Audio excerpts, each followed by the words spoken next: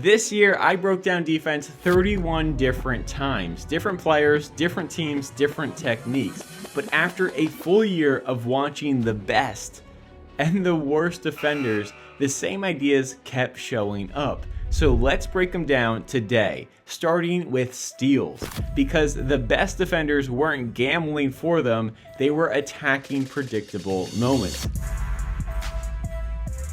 This year, I went back and charted 437 steals from the best steal getters in basketball. And what stood out immediately was this. Over 80% of those steals came off the ball. Not reaching, not gambling, not going for pickpockets. The best defenders were attacking predictable moments. And the simplest one was passing lane steals. Especially early in games, offenses are on autopilot. They're running scripted sets, swinging the ball, and assuming the defense will be late. Great defenders capitalize on that focus and comfort. They're hiding, lurking, deceiving, inviting the next pass, and ready to jump it. I'll admit, these steals don't look as flashy as picking someone's pocket at half court, but they're the most reliable steal in the game, being in the right spot at the right time and anticipating what's coming next. So stop going for those steals on the ball and start capitalizing on what's predictable. But there were 4 steals that jumped out specifically this year, starting with the most predictable dribble in basketball, the first one coming off a ball screen. We call this the jump scare steal, spearing out from behind the screen like you're in a haunted house ready to scare someone who's turning the corner. The ball is exposed and the offense hasn't even processed what's happening yet. It looks aggressive, but it's actually very patient, waiting for the right moment to go pounce. And that's the same mindset you need for this next steal, the blind side steal. This happens right outside the ball handler's field of view, when offensive players turn their head, commit to an attack, and are bound to counter back into that space, while elite defenders move with the attack and position themselves perfectly for that counter move, covering up the space the offense thought was open. And that same idea of covering up space is how players get that outside shoulder steal.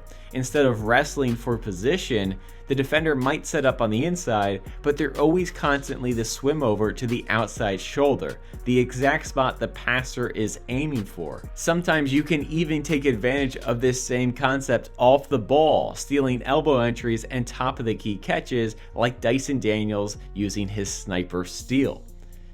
But this last steal might be the most dangerous moment for the offense, right after they think they've won.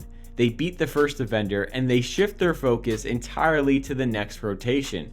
But elite defenders never stop pursuing. They're always hunting from behind. OKC lives here, Jaden McDaniels lives here. Steals from behind the play, steals on gathers, steals on planned kickouts. When other defenders would have peeled off, these defenders are relentlessly pursuing, never giving up on a play.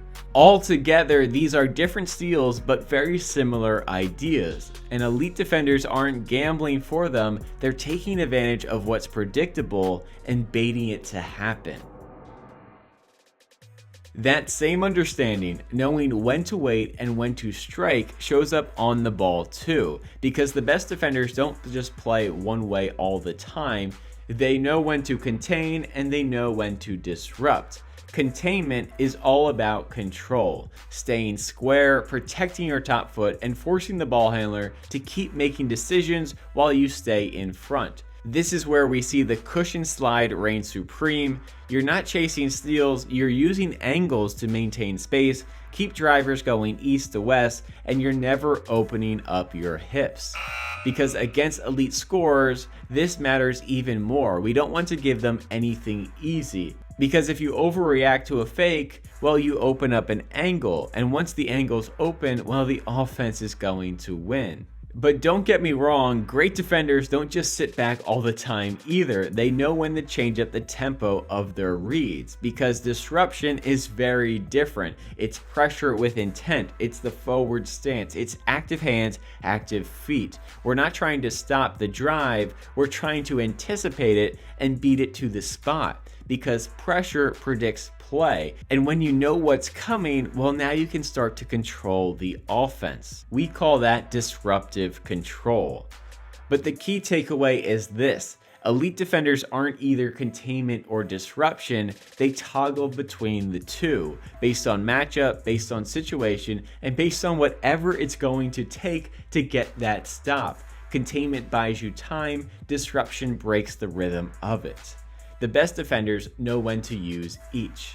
And that brings me to a trend that has stuck out the most to me this year. As offensive players have gotten more physical, more downhill, more foul-oriented, more mismatch-driven, defenders have had to adjust. And the best ones aren't fighting force with force anymore, they're redirecting it. One of the biggest adjustments is defenders pulling the chair on drives. Instead of bracing for contact, that exact moment the driver is expecting a resistance, a bump, a body, well, these defenders are disappearing. And when that contact isn't there, well, those offensive players are losing their balance, losing their angle, and getting too deep into the play. Now, I should clarify, this isn't what these defenders solely rely on. When you see Davion Mitchell and Jaden McDaniels, you think physicality automatically, and that's exactly the point. They get you expecting one thing, and they take it away when you least expect it. And to further counter that physicality, we're seeing more on-ball charges. Now, not off-ball charges, because leagues like the NBA and the NCAA are making it tougher and tougher to get off-ball rotating charges. But they haven't changed any of the rules on-ball charges. Beating the driver to the spot and catching it with your chest, well, that's still an opportunity to take a charge. And these aren't desperation plays, these are huge momentum altering ones, forcing a turnover, causing a foul, and maybe creating foul trouble for a key player, turning physicality into a weakness for the offense and having them think twice the next time they try and get downhill against you.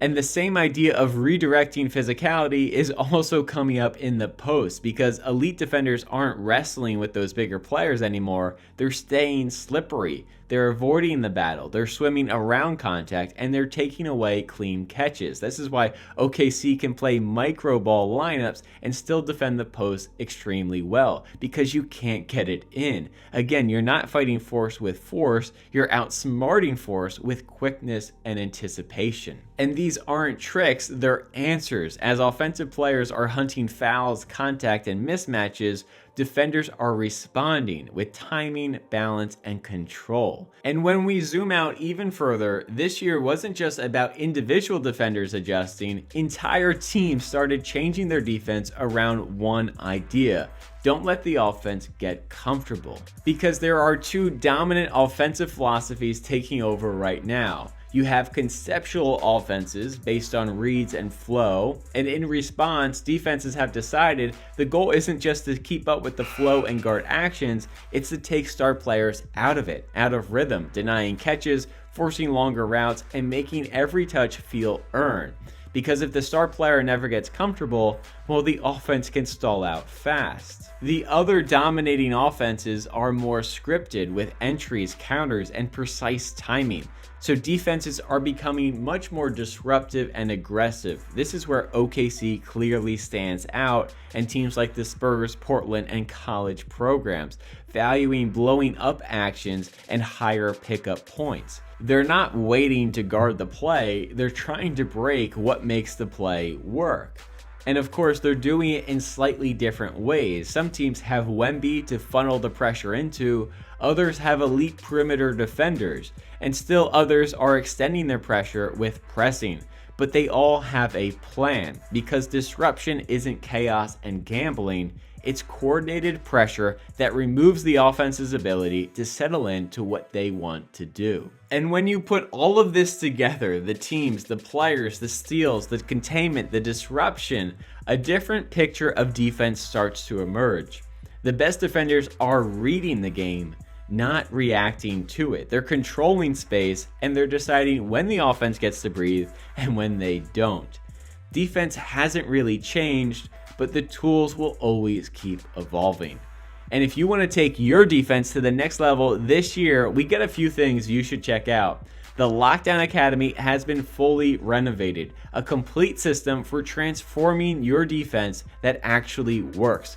You get structured workout plans, film breakdowns, on-court drills, and over 100 videos designed to help you become a better defender. We also have Built for Stops, our program that deep dives into the psychology of elite defenders, a 5-day crash course to help you unlock the mental skills and maybe even the personality traits holding back your defense. And finally, if you haven't taken the Lockdown Perception Test yet, this is a great place to start. The first test designed to measure defensive anticipation, and you can see where you stack up against the rest. So if you're serious about getting better defensively this year, check out lockdowndefense.com for everything you need. And make sure to subscribe to this channel for more content going into the new year.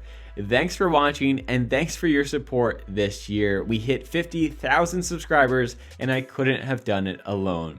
As always, I'm Coach Mike with Lockdown Defense. Keep up the hard work.